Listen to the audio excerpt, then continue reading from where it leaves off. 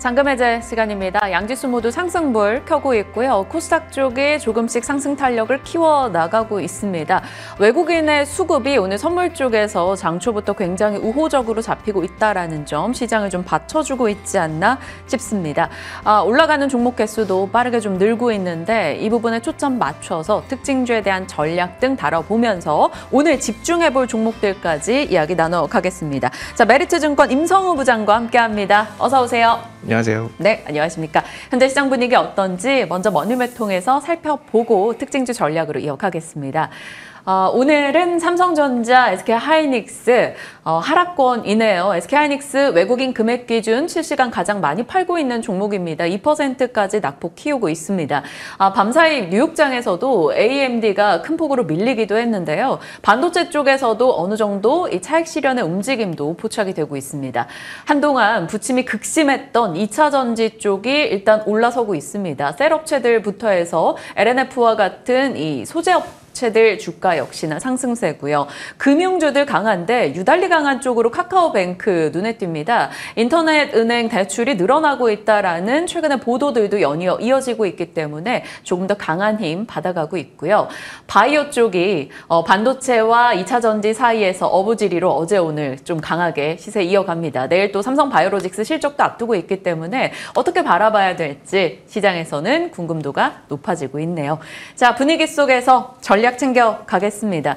일단 뭐니뭐니 해도 개인 투자자들이 가장 궁금해할 것은 2차 전지일 겁니다. 오늘의 반등을 어떻게 해석할 것인가. 한동안은 갖은 캐즘 논란이 있었고요. 테슬라도 올해 들어 15% 빠져있는 상황이고 많이 밀리긴 했었는데 많이 빠졌다가 이제 또 반등의 이유로 볼 수 있을까요?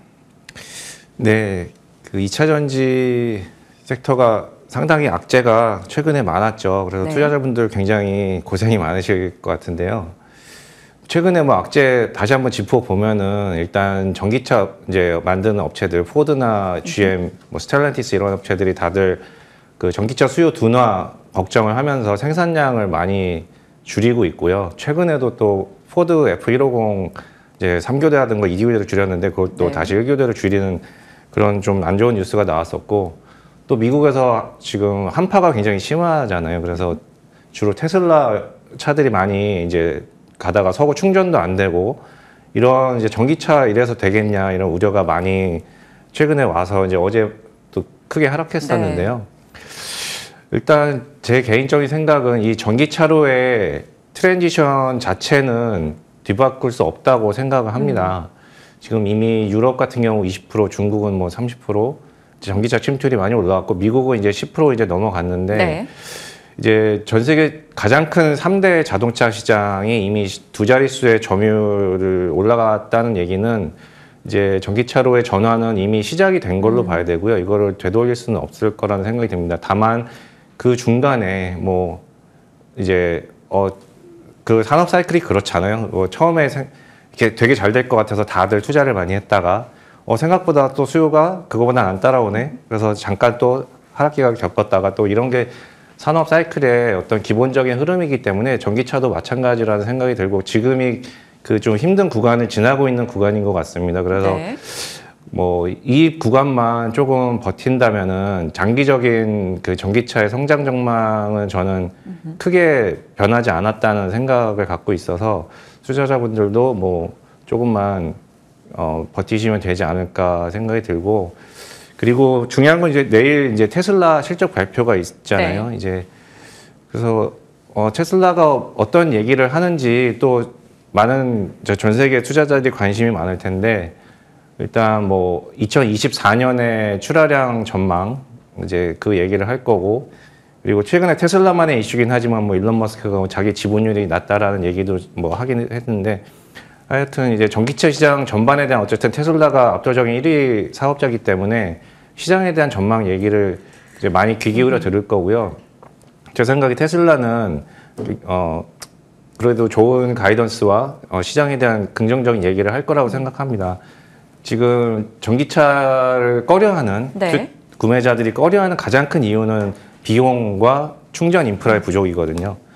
비용 문제는 사실 자동차 가격이 최근 팬데믹 이후로 다 같이 올랐어요. 그래서 그거는 전기차만의 문제는 아니었는데 이제 사실 금리도 같이 올랐고 그래서 이 부분은 사실 시간이 지나면은 배터리 가격도 점점 떨어질 거고 해서 해결이 될 수 있는 문제고 충전 인프라도 마찬가지이기 때문에 저는 뭐 이번 조금 어려운 거가 조금만 버티면 괜찮은 시기가 곧 오지 않을까 이렇게 생각하고 있습니다. 네. 방향이 바뀐 것은 없다. 이제 속도의 문제이다라는 점을 한 번 더 강조를 해주셨고요. 내일 이제 테슬라는 현지 시각 기준이고 목요일 6시경에 저희가 또 테슬라 실적을 접할 수 있을 겁니다. 테슬라 실적과 함께 LG 엔솔의 또 확정 실적 나오면 거기서 또 가이던스에 대한 코멘트 등이 어떻게 나오는가 뭐 주요 기업들의 코멘트를 잘 확인해야 되는 주간에 돌입해 있습니다. 저희도 소식 나오는 대로 같이 전달을 해드릴 거고요. 일단 2차 전지에 대해서 많은 분들이 궁금해 하시기에 오늘 잡아봤고 본격적으로 오늘 잔금해제 종목으로 이어가겠습니다. 첫 번째 종목 잔금해제 해보겠습니다. 열어보시면 삼성전기 시대의 주식이라는 타이틀을 달아주셨는데 시대의 주식의 의미는 뭐예요? 네. 뭐 뒷부분에 자세히 말씀드리긴 할 건데 네. 지금 시장의 가장 큰 변화는 이제 AI잖아요. 이제 네. 이 시장을 가장 큰 테마가 AI인데 이제 올해는 온디바이스 AI라고 해서 이제 그 AI가 일상 소비자들의 생활에 침투하는 해가 됐죠.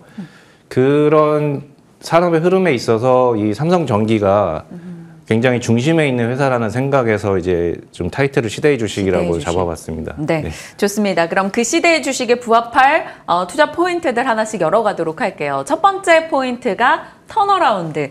투자자들이 참 좋아하는 키워드입니다. 작년 3분기 실적은 영업이익 한 50% YOY 줄었던 걸로 기억하는데 이게 이제 나아질 것이다인 걸까요? 네, 맞습니다. 물론 이제 실적이 분기별로 딱 어느 분기부터 이제 턴어라운드 하는 거는 이제 회사마다 다를 거고 네. 이제 회사의 아이템별로 다를 수 있는데 이제 중요한 거는 그 전방 산업을 봐야 되는 건데요. 이제 삼성전기 같은 경우는 세 가지 사업부가 있는데 이제 MLCC를 주로 만드는 컴포넌트 사업부 네. 그리고 카메라 모듈을 만드는 이제 광학통신 그다음에 패키지 기판 이렇게 세 가지 사업부가 있는데 이 전사 매출의 70% 정도가 전방 산업이 IT 쪽입니다. 이제 스마트폰이나 PC 이런 IT 쪽을 전방 산업으로 갖고 있어서 그 시장이 어떻게 변하는지를 보는 게 이제 이 회사도 언제 턴어라운드를 할지를 예상하는 데 중요한 이제 포인트인데요. 네. 이제 지금 보시면은 2024년이 스마트폰이든 PC든 굉장히 한 3, 4년 만에 모두 역성장하다가 플러스로 성장으로 전환하는 첫 해가 될 걸로 예상이 되고 있어요. 지금 그림을 보시면은 이건 분기별 차트인데 네. 스마트폰의 글로벌 출하량입니다. 이게 7개 분기 연속 마이너스를 보이다가 지난 4분기에 플러스 8%로 네. 전환을 했죠. 그리고 올해도 연간으로도 2024년이 이제 글로벌 스마트폰 출하량이 이제 플러스 성장으로 전환하는 해가 될 걸로 이제 주요 리서치 기관이 예상을 하고 있고요. 21년에 이제 팬데믹 때문에 언택트 수요가 갑자기 크게 증가했었죠. 근데 이제 그 역효과가 계속 나다가 이제 그 재고 조정이라든지 이런 게 해결이 되고 다시 수요 성장으로 전환하는 해가 올해가 될 것이라고 예상이 되고 있습니다. 네. PC 시장도 마찬가지고요. PC 시장도 이제 팬데믹 잠깐 일시적인 수요 급증 재택근무도 많이 하면서 했다가 이제 또 그 역성장을 하다가 이제 24년이 되면은 이제 모든 OS 기반의 PC들이 다 이제 성장으로 전환하는 걸로 예상을 이제 하고 있습니다. 그래서 이 삼성전기의 그 전방 산업인 IT 산업이 24년에 모두 턴어라운드하는 그림을 보이기 때문에 이 회사 역시 전 사업부가 턴어라운드할 가능성이 매우 높다. 이렇게 보는 게 이제 첫 번째 포인트입니다. 네, MLCC, 카메라 모듈, 기판 워낙 전방 쪽이 다 IT에 집중돼 있다 보니까 세트 수요가 부진했던 시기에 빛을 발하지 못했었던 삼성전기입니다. 그런데 올해 들어서 이쪽 수요가 회복되고 있다라는 시그널이 포착되면서 드디어 좀 주가도 가질 수 있을 것인가 기대감을 갖고 있는데요. 첫 번째 포인트 턴어라운드로 사업부 내용들을 뜯어봤고요. 다음 포인트 가겠습니다. 온디바이스 AI, 지난 연말부터 해서 시장의 가장 핫한 키워드 중에 하나인데 결국 시장의 키는 이 온디바이스 AI로 인해서 엣지 디바이스에 대한 수요가 늘어난다에 초점이 맞춰져 있잖아요. 네, 맞습니다. 지난 1월 초에 이제 CES도 있었고 그때 이제 모든 업체들이 다들 이제 AI를 자기의 제품에 녹여서 전시하고 이제 네. 많은 업체들이 이렇게 전시를 했고 모빌리티, 그러니까 자동차 회사, IT 회사 할 거 없이 모두가 AI를 자기 자사의 제품에 녹이는 그런 그 행사였는데요. 뭐 여기 일부 보고서 제목 타이틀을 보시다시피 어떤 애널리스트 분께서는 심지어 이렇게 표현을 하실 정도로 예, 실질 주인공이 삼성전기다라고 표현하셨는데 이제 저도 이러한 의견에 동의를 하는데요. 네.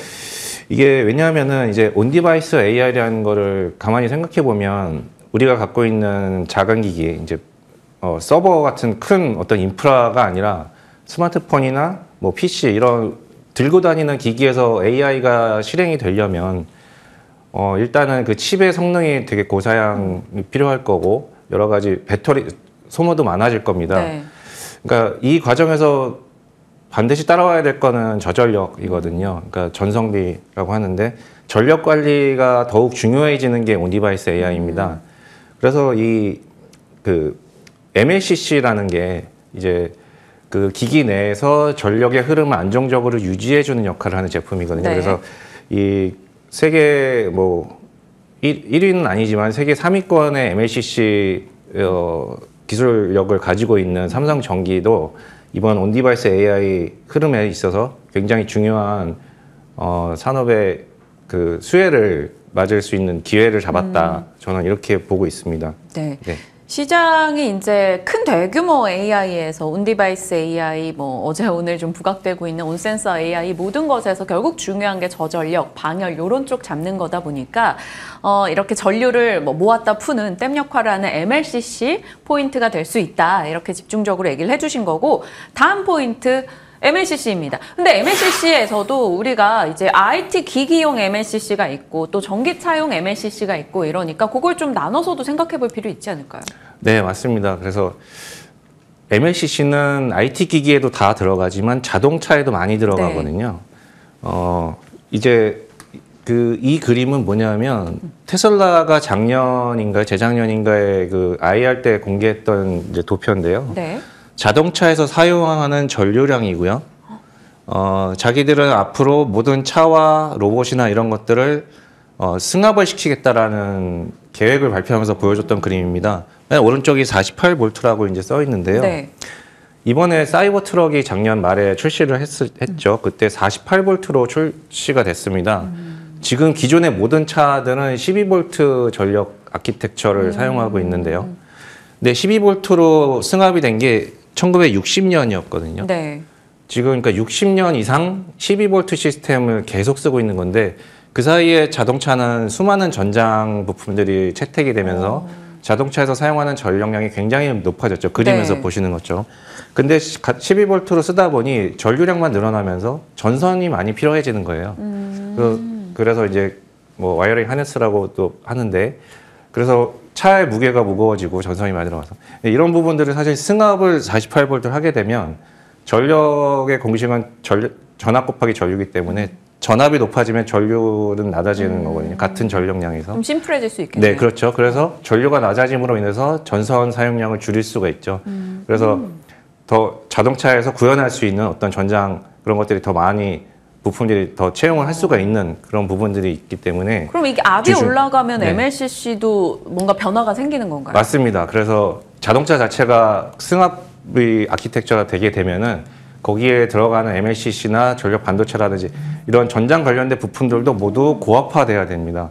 고압화된다는 얘기는 결국 고부가치화 된다는 거라서 그 사실 이 자동차의 승합 쪽은 당장의 얘기는 아닐 수도 있어요. 근데 하지만 결국엔 이렇게 변할 수밖에 없다고 생각이 돼서 이러한 그림에 있어서 역시 또 MLCC가 중요한 역할을 하게 될 걸로 저는 생각하고 있습니다. 네, MLCC 하나만 가지고도 삼성전기에 이제 턴어라운드 기대를 좀 놓을 수 있지 않을까, 높일 수 있지 않을까라는 생각도 드는데 각 사업부적인 내용도 좀 짚어주셨고요. 가격 듣겠습니다. 10만 원에서 15만 원 사이에 좀 갇혀 있다라는 느낌을 지울 수가 없어요. 오늘 14만 8천 원 목표가 얼마 생각하십니까? 네. 이 회사가 이제 아까도 말씀하셨다시피 이제 IT 산업이 안 좋아지면서 작년에 실적이 안 좋았고 네. 그래서 PER 밸류에이션으로는 사실 변동성이 좀 있어요. 그래서 PBR 밸류에이션으로 저는 좀 보려고 하는데 지금 PBR이 1.3배, 4배 정도 있습니다. 근데 회사가 과거에 그 사업부가 굉장히 주목을 많이 받고 실적이 좋을 때는 2배 이상의 PBR 2배 이상까지도 이제 갔었던 적이 있는데 네. 저는 지금의 어떤 말씀드린 온디바이스 AI라든지 향후 오게 될 어떤 자동차 산업의 변화라든지 이런 부분에 있어서는 이제 밸류에이션 리레이팅이 가능한 산업의 변화다라고 보고 있어서 PBR 2배 정도면 20만 원 조금 넘는 수준이거든요. 현재 네. 기준으로 봤을 네. 때. 그래서 목표가는 21만 원 정도 생각하고 있고 뭐 손절가는 여기서만 15% 정도인 12만 원 정도로 네, 말씀을 드리겠습니다. 네. 지금 나와 있는 보고서들 상으로는 한 19만 원, 20만 원권 보는 시각이 조금 많았었고요. 일단 부장님, 삼성전기 목표가 21만 원, 손절 라인 12만 원 잡아주셨습니다. 궁금한 게 많았다 보니까 첫 번째 종목에서 저희가 시간을 많이 썼는데 다음 종목은 좀 더 속도를 내보겠습니다. 근데 속도 낼 수 있을까요? 이 종목도 궁금한 게 많은 NC소프트입니다. 리스크는 없고 업사이드만 있다. 다음 포인트 넘어가겠습니다. 수혜 환경, 게임주의 수혜 환경이라고 하면 뭐 금리 문제일까요? 네, 아무래도 올해는 금리가 더 이상 올라가지 않고 언제 금리를 내릴지 모르지만 네. 하락하는 환경이기 때문에 이런 가벼운 소프트웨어 업종이 이제 좋고요. 그다음에 최근에 애플 비전 프로가 출시를 했죠. 뭐 가격도 비싸고 무게도 있어서 뭐 여러 가지 논란도 있는데 하여간 저는 애플이 이 시장에 진입했다는 사실이 굉장히 중요하다고 보이고 그래서 그 콘텐츠 쪽이 주목을 많이 받을 것이다 이렇게 생각을 하고 있고요. 그리고 UEVR이라는 거는 네. 이제 언리얼 엔진으로 만들어진 게임을 VR 모드로 무료로 전환해주는 툴입니다. 게임 산업에서는 굉장히 획기적인 그 변화로 지금 게이머들 사이에서는 회자되고 있는데요. 2D를 3D로 전환시켜주는 네, 거잖아요. 그냥 무료로 네. 게임 회사가 하지 않아도 이 툴을 통해서 물론 여러 가지 사양이 필요하지만 네. 이게 이제 전환한 그 게임의 하나의 장면인데요. 이제 그 기기를 쓰고 이제 3D 게임처럼 할 수 있게 되는 거죠. 그냥 바로. 그래서 굉장히 큰 변화가 있어서 게임 산업 자체를 주목해야 된다. 이게 첫 번째 포인트입니다. 예. 매크로 환경과 또 이 콘텐츠를 자극할 만한 재료 등이 나왔다라는 것에서 첫 번째 NC소프트를 이제 좀 달리 봐야 한다라는 포인트 잡아주신 거고 두 번째 포인트는 많은 투자자들이 소가리를 하고 있을 만큼 정말 주가 많이 떨어졌어요. 2022년도 12월에 48만 원이었는데 최근에 막 18만 원 찍기도 했었잖아요. 네. 정말 많이 떨어진 이 가격. 이제 좀 나아질까요, 정말? 네, 사실 그 이 종목은 제가 예전에 헤지펀드 운용을 할 때 숏을 했었던 종목인데요. 그때 한 이제 60만 원에서 40만 원 정도 구간에서 제가 숏을 했던 걸로 기억을 하는데 네. 사실 지금 20만 원을 깼습니다. 18만 원대인데요. 차트에 보시다시피 이 리니지 모바일 1, 그러니까 리니지 M이 출시한 게 2017년이었거든요. 그리고 리니지 2M 이렇게 출시하면서 100만 원을 넘었었는데 네. 지금 리니지 모바일 삼형제 역사가 모두 지워졌습니다. 주가상으로. 근데 이게 지워져도 되는 게임들이냐? 여전히 리니지 모바일 삼형제는 우리나라 매출 10위 안에 리니지 M은 계속 1위를 하는 게임이고 10위 안에 그 삼형제가 모두 들어가 있는 게임들이고 이 세 가지 게임에서 연간 매출 1조를 창출을 합니다. 여전히. 이제 다른 여러 가지 비용들이 가미돼서 전사 영업이익이 굉장히 안 좋아지는 상황인데 사실 이 리니지 3개 게임만으로 창출하는 현금 흐름은 한 몇천억이 되거든요. 4, 5천억 연간 창출하는 걸로 알고 있어서 이런 IP를 갖고 있는 회사 지금 시총이 4조 초반까지 떨어졌다는 거는 조금 너무 과하게 떨어졌다는 생각이 이제 들어서 이 주가 부분에서 포인트를 좀 말씀드렸습니다. 중요하죠. 사실 언제까지 오르는 종목도 없고 언제까지 빠지는 종목도 없습니다. 타이밍 싸움인데 일단 지금으로서는 좀 과도하게 빠져 있는 것 같다라는 포인트고요. 다음 내용이 저는 궁금하네요. 체질 개선 본격화 어떤 면에서요? 네, 최근에 뉴스 많이 나오고 있는데 이제 설립 이후 최초로 공동 대표 체제가 됐습니다. NC소프트가. 김택진 이제 설립자 1인 대표에서 이제 박병무 대표님이라고 PF 이제 사업 회사 운영하시는 네. 대표님이 공동 대표가 되셨고요. 이제 그 얘기는 이제 M&A를 이제 하겠다라는 이제 본격적으로 하겠다라는 회사의 의지로 보여지고요. 그래서 뭐 그게 어떤 회사의 변신에 대한 의지죠. 어쨌든 이제 어떤 방향으로 M&A가 이루어질지는 이제 까봐야 알겠지만 어쨌든 이 의지 자체를 저는 좀 이제 무시하지는 말자 이 생각이고, 그리고 엔트리브 소프트나 뭐 AI 금융 조직 같은 건 이제 네. 적자 사업 나던 거를 최근에 다 없앴습니다. 그래서 이제 뭐 어떤 회사 경영진도 좀 바꾸고 가족 경영도 지금 해체를 했거든요. 그래서 경영진의 변화, 그 다음에 적자 사업부 이제 구조 조정, 네.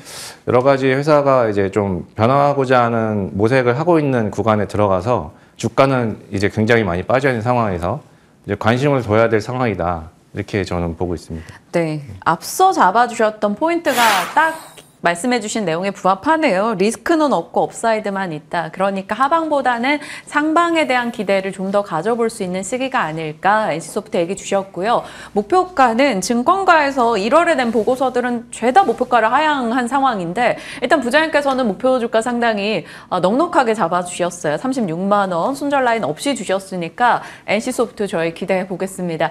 자, 오늘 첫 시간 저희 삼성전기와 NC소프트로 채워주셨는데 좀 좋은 투자 포인트가 많았던 것 같습니다. 앞으로도 저희가 추적하면서 종목 리뷰 해나가도록 할게요. 자, 오늘 임성호 부장과 함께 전략 챙겼습니다. 고맙습니다. 감사합니다.